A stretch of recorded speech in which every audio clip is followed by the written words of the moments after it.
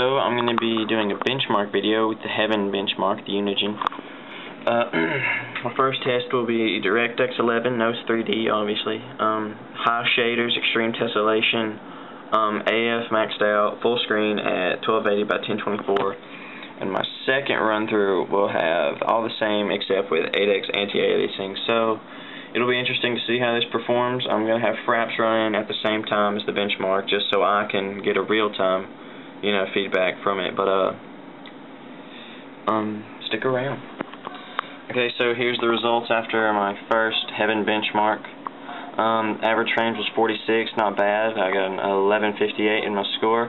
Minimum frames was 4.4, and that's, if any of you know how benchmarking goes, that's like when it starts out and it has to render everything all at once. It's kind of tough on it, but max 131, I think it did very, very good overall. Here you can see operating system, Windows 7, 64-bit, 875K. It doesn't tell my overclock, doesn't really matter. Yeah, it does right there. Duh. There's graphics card, that's about it. I had everything turned up except for anti-aliasing, which will be my next run, so here, there's those numbers, they'll be in the description. Okay, so here's a little surprise. Average frames was only, it was a little worse, 34.4. Well, I think it was like 46 around there for my last benchmark. Score, about 400 to 300, 400 less. My minimum frames, though, was nowhere near as low as it was when I had anti-aliasing turned all the way down. My max frames were still pretty good. That's respectable. There's all my stats again.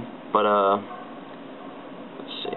There's my, my resolution. It's a weird monitor. It's an NEC. It's 1280 by 1024 resolution. There's 8x anti-aliasing in full screen. Shaders and textures are all high.